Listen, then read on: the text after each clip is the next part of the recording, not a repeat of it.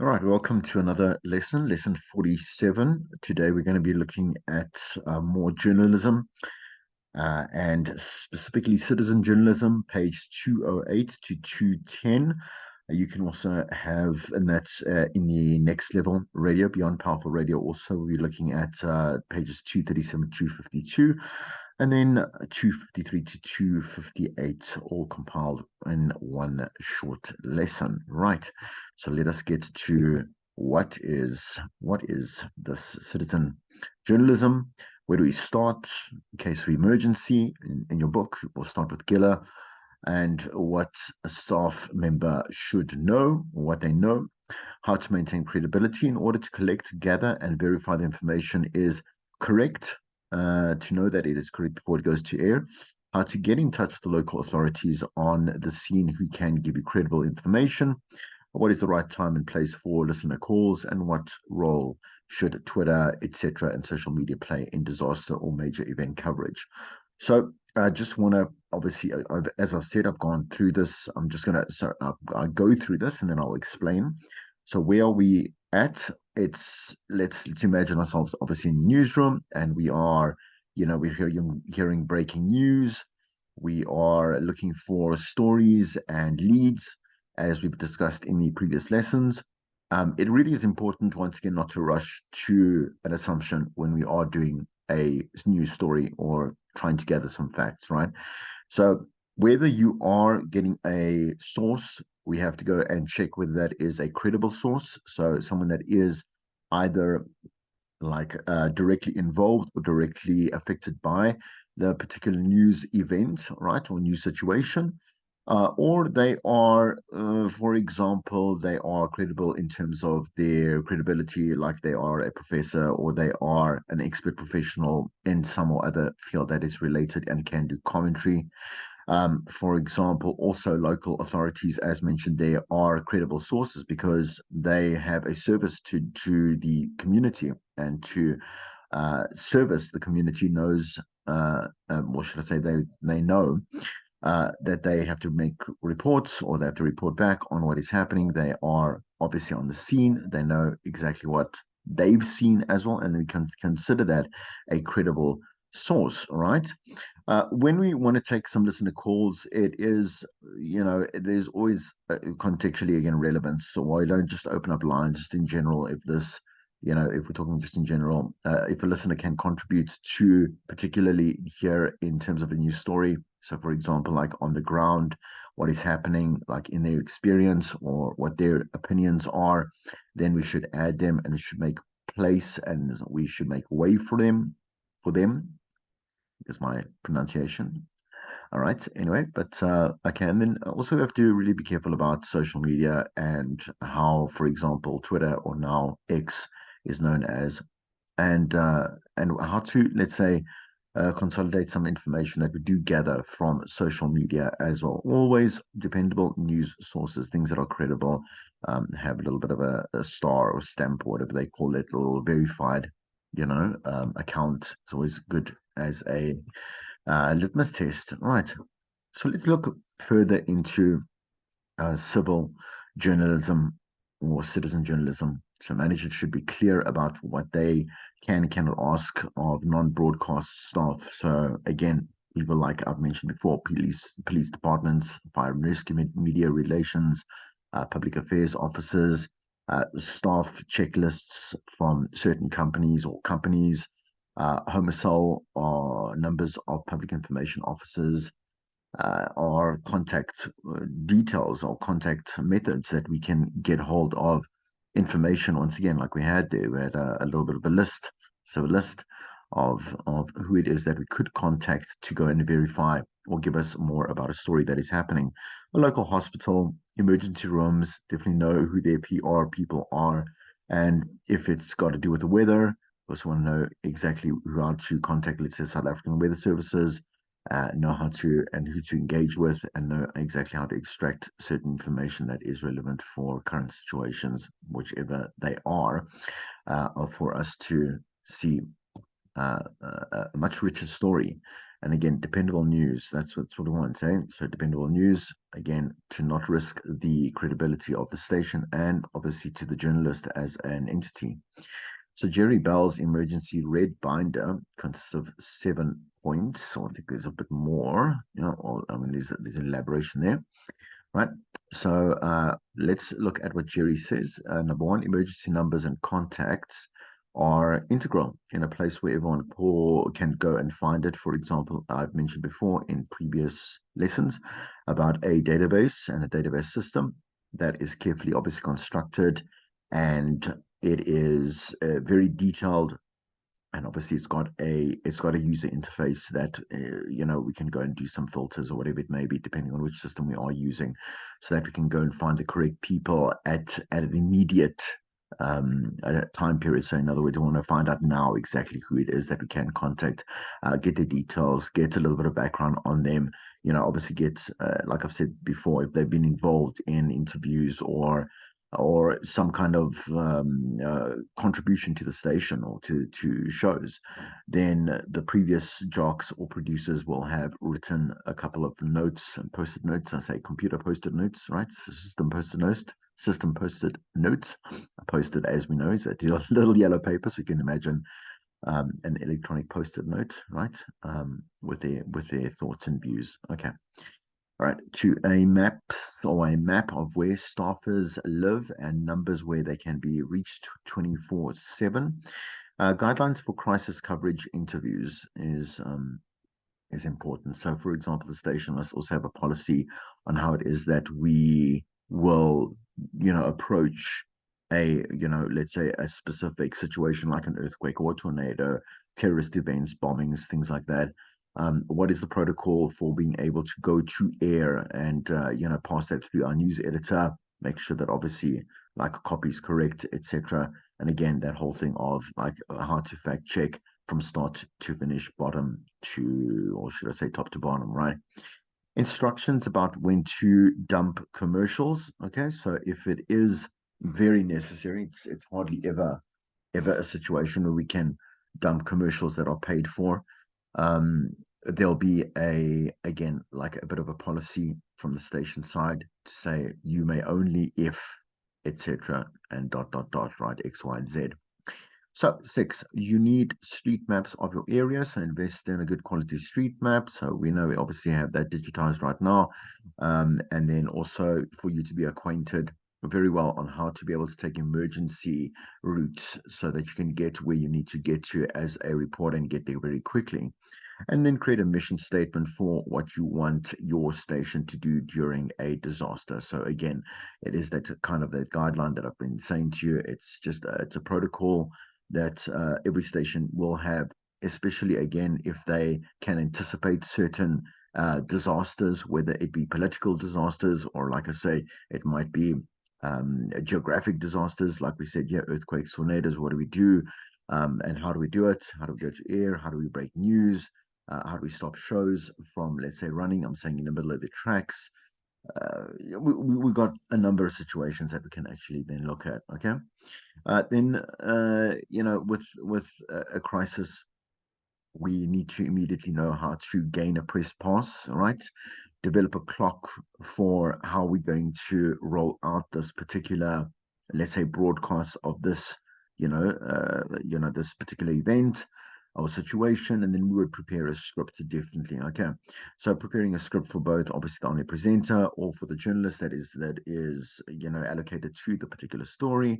Any professional broadcaster knows who may be pressed, should I say, into duty does the following. So again, a non-professional broadcaster, as we mentioned before, things like cops, things like nurses, etc., right? That might be contributive press, PR managers or PR representatives of departments all apply to this, or this will apply to them. Identify the name and the title of the person either calling in or who is being called, right? So where are they located? So, for example, we're talking to Constable, whatever it is, uh, and he is reporting on, or he is going to give us feedback on, or he's going to, give us a little bit more information regarding this particular, like gunning, this shootout.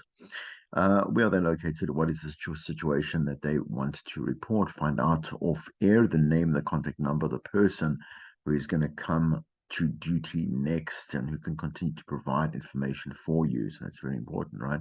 So if it's long running, as emergency situations are, again, imagine all those situations that we just mentioned in the previous slide, that we would like to continue to cover the story as we move along.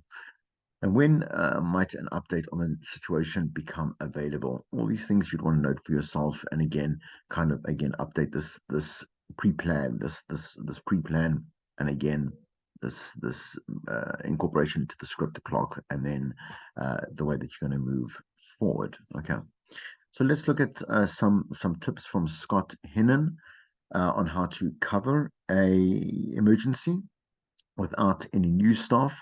So what we'll do, we'll cultivate relationships with professionals of communications or journalism at local colleges, universities, and that's a really great option because we can always source them once again, recruit the best students, to be on call, so that we can use them should our staff be otherwise engaged or preoccupied with something, right? So I have a budget for emergency supplies and equipment, or a trade account at a place where you can get them. Contact your best clients during the time of crisis and see what they can do to help you. For example, don't forget to ask what you can do to help them in return, or at any one time, right? And then use all types of media, web, radio, phones, whatever it may be. Anything that you can use to, again, just accentuate that story and make it really alive as you are covering it. For example, here we might have a flood situation, we might have a tsunami, might have some earthquakes that we are well aware of, or we are acquainted with, in different provinces here in South Africa. So that would be very common, to a very common practice to set up this type of situation, but also again, not to kind of do this on the go, but also know how to do this. Saying so, know how to set up that channel, know what information should be included in there or on there. How many updates this particular platform or medium or communication medium or outlet should have, within an hour, within many hours, whatever it may be. Get out your PDA, right? So your personal desktop.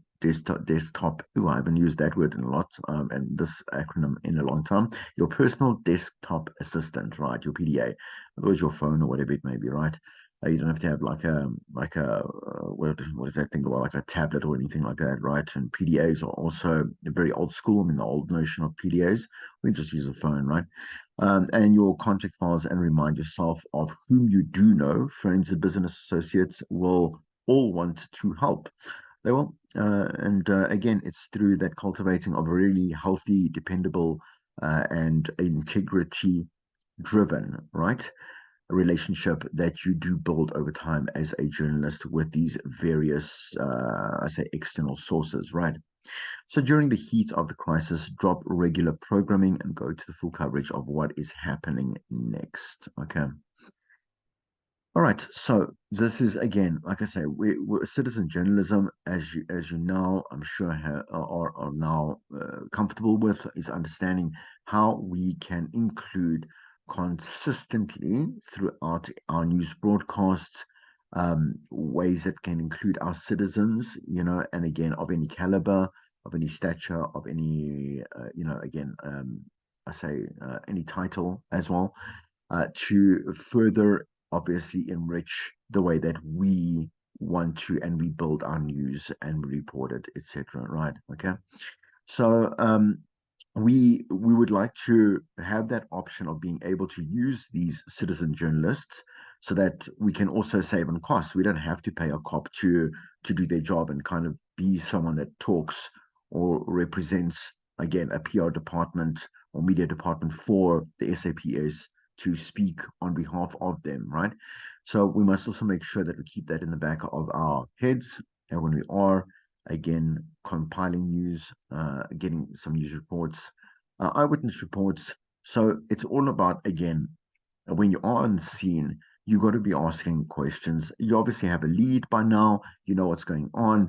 You will know exactly maybe if, let's say, someone has robbed a particular mall, or a mall has gone through like a mass, let's say, like a what is the word I'm looking for? Like we had before when people came through and just like completely what's that word called, man? Not rioted. They plundered. They plundered the shopping malls down there in Durban, but also a couple up here in Gauteng. There was one down the road here by me that was plundered. And, we'd like to, we know immediately that we can see, like, for example, which shops have been affected, but also we have shopping center managers that know exact reports and exact details and stats of what is happening.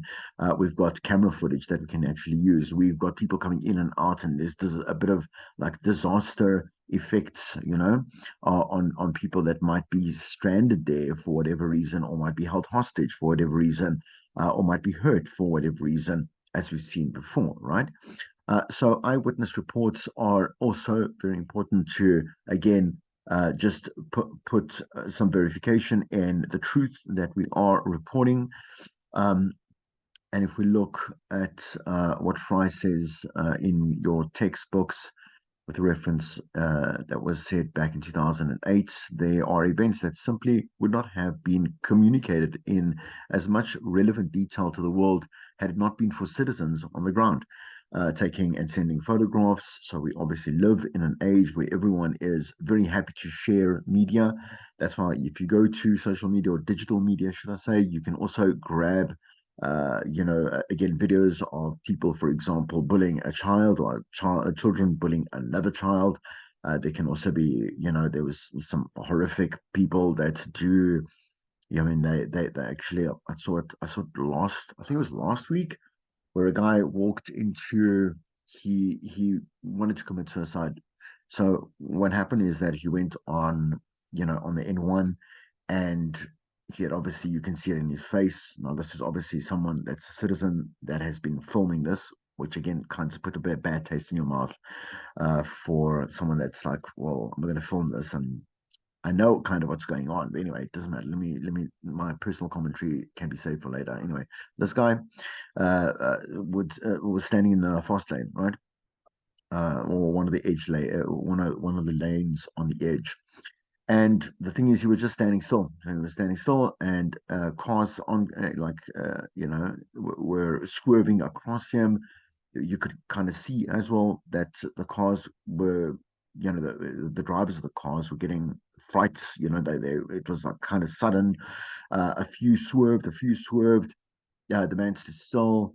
Within, I think, a matter of maybe 20 to 25 seconds, there was accidents, and someone did actually hit the man, who completely flew, no jokes, just completely flew out of range of even the camera shot that was obviously being filmed on a camera, phone camera, right? And then the guy had passed away, right? But the thing is that let's say this was being filmed by someone. I'm saying for a purpose of submitting that to the news, or whatever it is, or sharing that to for a more productive. I'm saying more productive cause, and not for sensationalistic. Oh, look, this guy's like killing himself, or let's share it to social media, and or what a vibe, man, because that's what it came off as, and that was what left a really bad taste for pretty much everyone who saw that. You never want to kind of see that type of thing again. Anyway, but right, we are in many situations, like counter situations, where this type of situation would not be covered by the cops. I'm sorry, by a reporter. They would come, let's say, a lot late to the scene. They would get reports from the police that would have then already been there, blocked off the roads. There would be paramedics there. They're taking off that are obviously gathering the body, or the body parts, and taking that away, so that we can see now, okay, now this journalist can also then access new information, and like, very, when I say new, I say the new into news, right? Information and media, whatever it may be, for their own sites, right? And for their own on-air broadcast, or bulletin, or whatever it is, right? Report, for a much richer situation, and a much richer end product at the end of the day. Okay.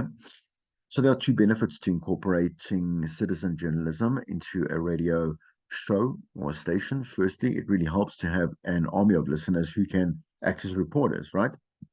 And the broadcast footprint is another aspect and can get to places and experiences things about experience things that a traditional radio reporter would not be able to access, like I say, there on time, right? But also, it's about, let's say, a distance thing. So if we have people that are, attending an event or they attending a bit of a festival or whatever it may be, and they are maybe a vendor or they, again, are the organizers or they are known to be citizen journalists and they have contributed to a station before. They might just automatically like to do that and like to do that on their own free will without any compensation or whatever it may be. And they will, let's say, tag the station or they will send it or they will tag the reporter, whoever it may be.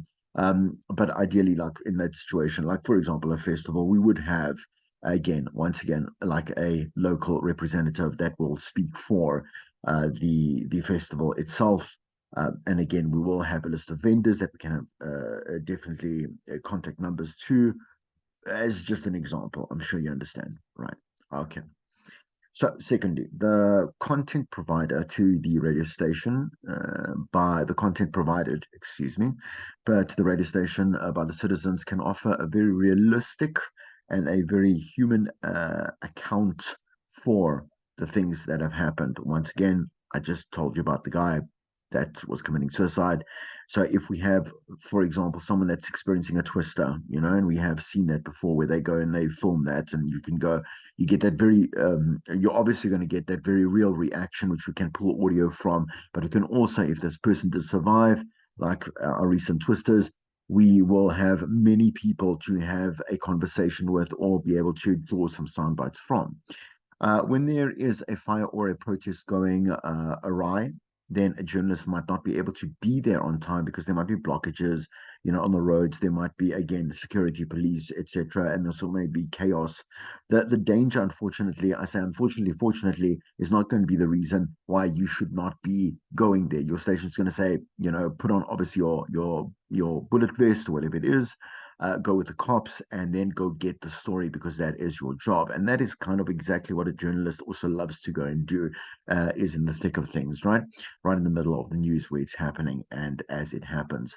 Back to the citizen journalist, on the other hand, enables life, immediate, um, its eyewitness accounts or the eyewitness accounts of events and daily happenings is definitely something that is very beneficial to the station, and not only in a news context but also from a broadcasting side. So as a broadcaster, we can utilize you're not banned from, let's say, using the resources that the news department has.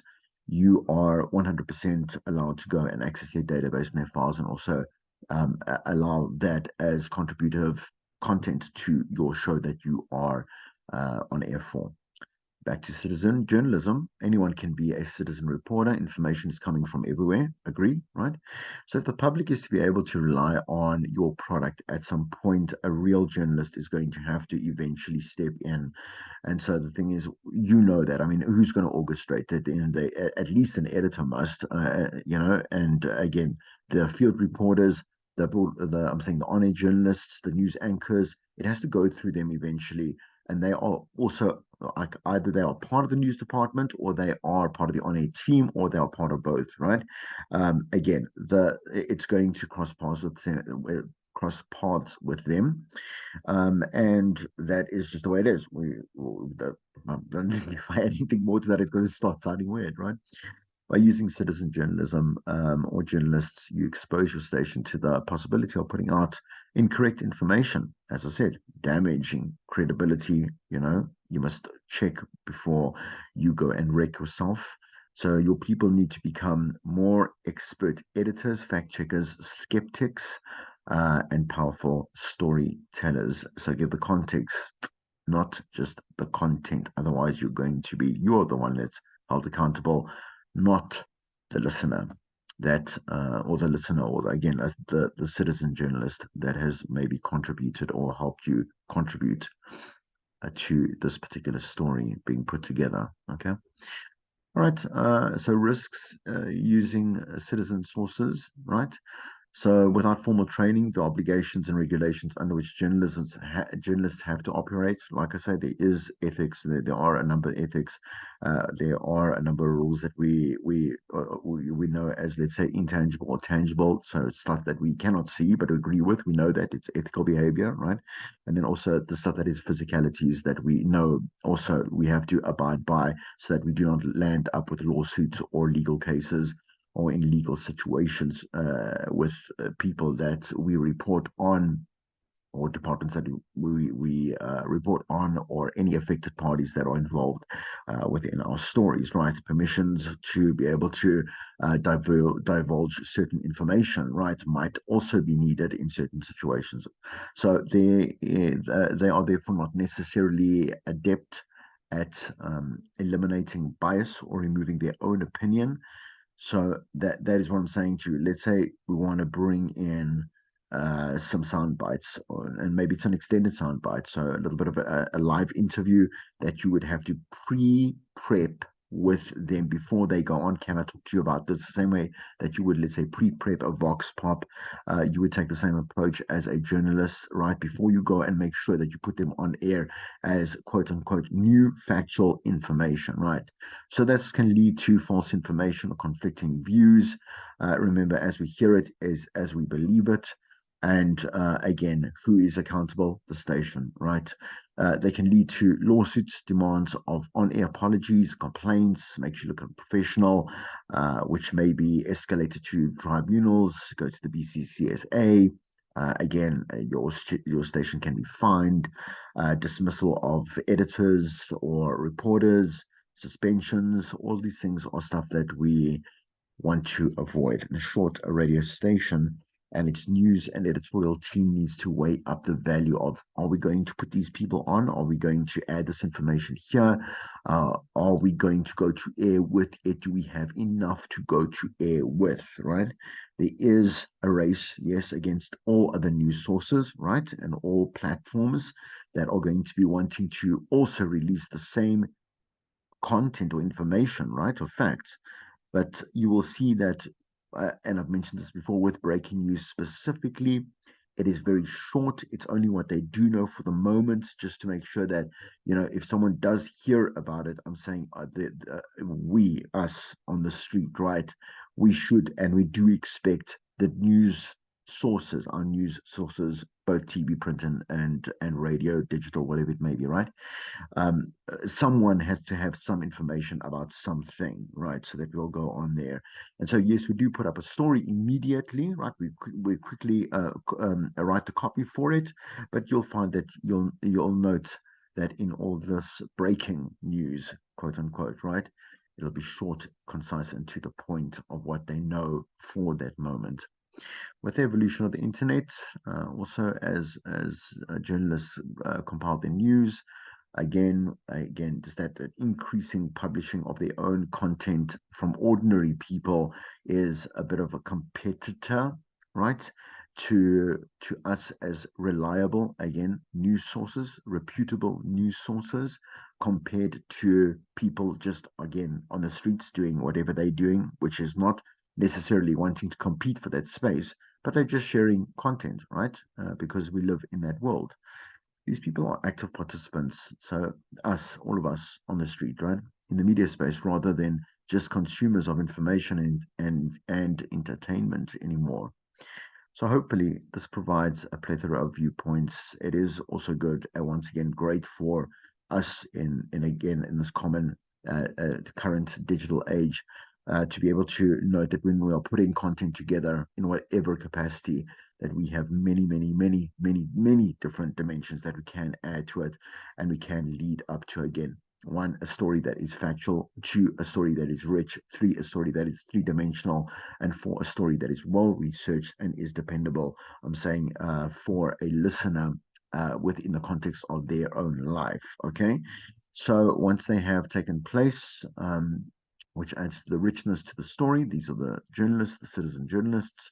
And let's take a look at the case study about a situation in which citizen journalism played a role in keeping listeners informed. So, um, let me just quickly, I'm just going to quickly grab the textbook. Just give me a second here. All right. So if you do turn to page 209, you'll see that the case study is the Radio 702 case study, where it does use citizen journalism to launch a book. So let's read a little bit together and let's discuss a little bit. I'll discuss a little bit on the case study. On the evening of Tuesday, the 9th of April 2019, South African author and noted investigative journalist Peter Louis Myburgh was scheduled to deliver a speech and signed copies of his recently released book, Gangster State, Unraveling Ace Magashule. Yeah, there we go. Ace Magashule. Web of Capture. The book launch event took place at the Sandton branch of Exclusive Books, a leading bookstore chain that regularly hosts book signings of famous South Africans and international authors. However, the launch had been underway for only 15 minutes or so when a rampage broke out.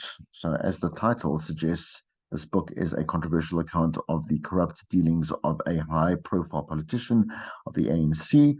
So this is obviously us at a particular point, Secretary General of the ANC under the presidency of Cyril Ramaphosa, Ace Makashule.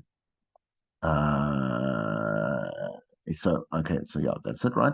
And by all accounts, the book was explosive. So written by a seasoned investigative journalist, the book explored numerous allegations in detail, including Makashule's relationship with the notorious Gupta family, his dealings with the government projects that failed to deliver to the poor who were intended to benefit while allegedly enriching Makashule's family, right? And he's near arrest by the Scorpions, etc., etc., right? So, if you go further down, you will see that, well, I mean, I want you to read the rest of this particular case study, but it does talk about how, there's reports about phone-ins. No, excuse me. So on 702, there was definitely phone-ins that were taking place, or that were taking place.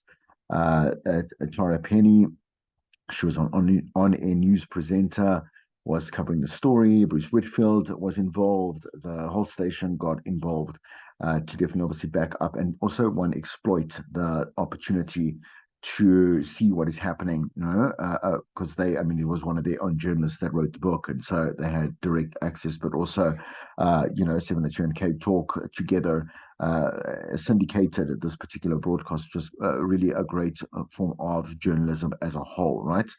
But okay, through citizen journalism, both 702 and Cape Talk were able to not only get first-hand breaking news on air and to develop several subsequent pieces of radio and digital content, but through this book launch that they hosted, they were able to position their radio station as supporters of free speech, a critical brand association for their stations as unbiased truth tellers of news and truth and current affairs programming, right? Okay.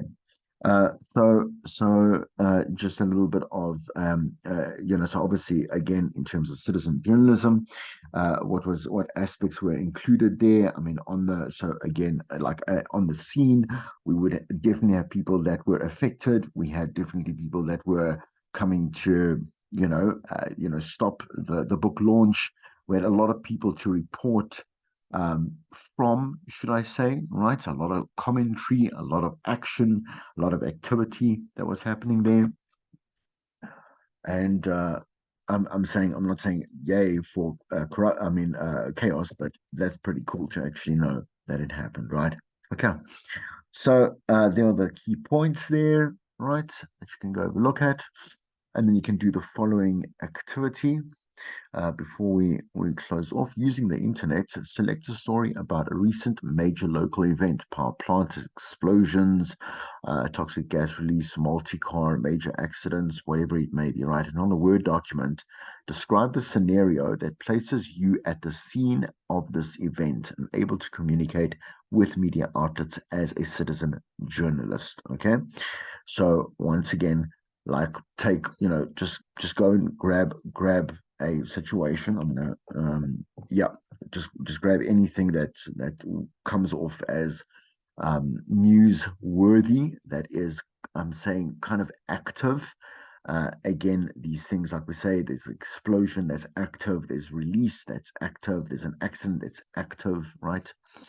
And imagine now that you are there. You're now placing, like, you're able to communicate with media outlets, okay, and as a citizen journalist. However, the only service available to you is Twitter. Okay, so now you're limited to communications in 140 characters or less. To quote Shakespeare's, brevity is the soul of wit. So brevity just means to be short and concise, right?